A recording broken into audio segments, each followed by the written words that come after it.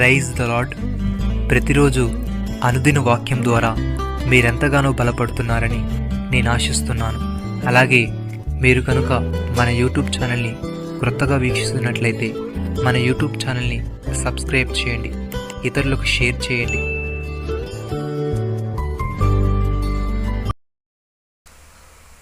మీరును ఇప్పుడు దుఃఖపడుచున్నారు గాని మిమ్మను మరలా చూచెదను, అప్పుడు మీ హృదయము సంతోషించును, మీ సంతోషమును ఎవడునూ మీ యొద్ద నుండి తీసివేయడు. యోహాను సువార్త 16వ అధ్యాయము 22వ వచనము. ప్రియమైన సహోదరి సహోదరులారా, యేసుక్రీస్తు తన శిష్యులైన వారితో ఈ మాటలు చెప్తున్నాడు. ఆయన మరణం ఆయన శిష్యులకు తీవ్ర దుఃఖాన్ని, వేదనను కలిగించింది. అయితే ఆయన మరణించి తిరిగి లేచిన తర్వాత వారికి కలిగే సంతోషాన్ని గురించి యేసయ్య వారికి తెలియజేస్తున్నాడు. యేసుక్రీస్తు మరణం తర్వాత రోజుల్లో నూతన శకానికి ఆరంభం వంటిది.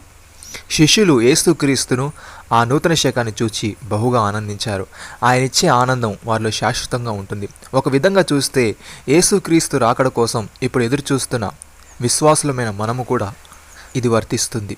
ఆయన రెండవ రాకడ కూడా మరో నూతన శకానికి ప్రారంభం వల్లే ఉంటుంది. ఆ సమయంలో మనకు కలిగే ఆనందంతో పోల్చుకుంటే ఈ లోకంలో మనం గడిపే సమయం ఎంతో దుఃఖపూరితంగా ఉంటుంది. భక్తుడి విధంగా అంటున్నాడు, ప్రియులారా, మిమ్మల్ని శోధించుటకు మీకు కలుగుచున్న అగ్ని వంటి మహాశ్రమను గూర్చి మీకేదో ఒక వింత సంభవించినట్లు ఆశ్చర్యపడకుడి.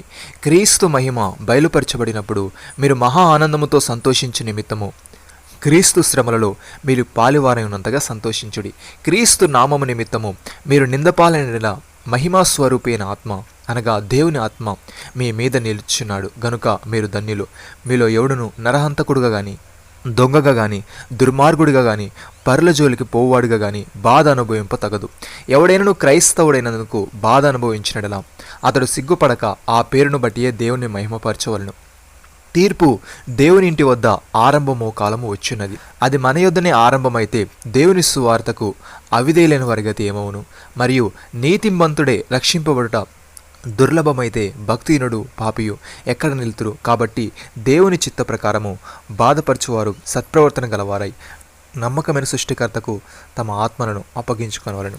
ప్రియమైన సహోదరి సహోదరులారా, మీరు అలసట పడకయు మీ ప్రాణములు విసుకుపోయి ఉండునట్లు పాపాత్ములు తనకు వ్యతిరేకముగా చేసిన తిరస్కారమంతయు ఓర్చుకున్న యేసుక్రీస్తును తలంచుకొనుడి.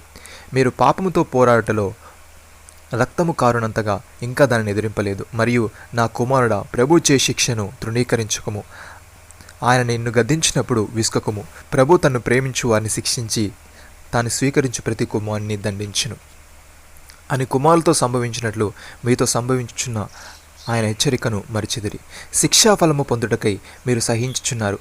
దేవుడు కుమారులుగా మిమ్మల్ని చూచుచున్నాడు. తండ్రి శిక్షింపని కుమారుడెవడు? కుమారులైన వారందరూ శిక్షలో పాలు పొందుచున్నారు. మీరు పొందినడలా దుర్బీజులే కాని కుమారులు కారు. సహోదరి సహోదరులారా, దేవునికి దృష్టికి కనబడిన సృష్టం ఏదీ లేదు. మనం ఎవరికి లెక్కప్పజెప్పవలసి ఉన్నదో ఆ దేవుని కనులకు సమస్తమును మరుగులేక తేటగా ఉన్నది. ఆకాశ మండలం గుండా వెళ్ళిన దేవుని కుమారుడైన యేసు అను గొప్ప ప్రధాన యాజకుడు మనకున్నాడు. మనం ఒప్పుకున్న దానిని గట్టిగా చేపట్టుదము. మన ప్రధాన యాజకుడు మన బలహీనత యందు మనతో సహానుభావం లేనివాడు కాదు, కానీ సమస్త విషయంలోనూ మన వలన శోధింపబడినను ఆయన పాపం లేనివాడుగా ఉండెను. గనుక మనము కనికరింపబడి సమయోచితమైన సహాయము కొరకు కృప పొందినట్లు ధైర్యముతో కృపాసనమునొద్దకు చేరుదము. నమ్మిన వారు నాతో కలిసి ప్రార్థనలు ఏకీభవించండి. మమ్మల్ని మిక్కిలిగా ప్రేమిస్తున్న మా ప్రియ పరలోకపు తండ్రి, మా పాపముల కొరకు సిలువలో రక్తము కార్చి నీ ప్రాణాన్ని అర్పించి మరణాన్ని గెలిచి తిరిగి లేచావు తండ్రి, నీకు స్తోత్రములు. దేవా, మేము అలసట పడకయు మా ప్రాణములు విసుకకయు ఉండినట్లు పాపాత్ములు మాకు వ్యతిరేకముగా చేసిన తిరస్కారమంతయు ఓర్చుకున్న నిన్ను జ్ఞాపకము చేసుకుంటూ మీ యొద్ద ఉంచబడిన పందెంలో ఓపికతో పరిగెత్తుటకు సహాయము దయచేయమని, మా దుఃఖ దినములు సమాప్తం చేసి నీవిచ్చే నూతనమైన సంతోషాన్ని మేము పొందుకునే వారముగా ఉండుటకు కృపచూపమని ప్రభువైన యేసుక్రీస్తు నామములో ప్రార్థిస్తున్నాము తండ్రి. ఆమేన్.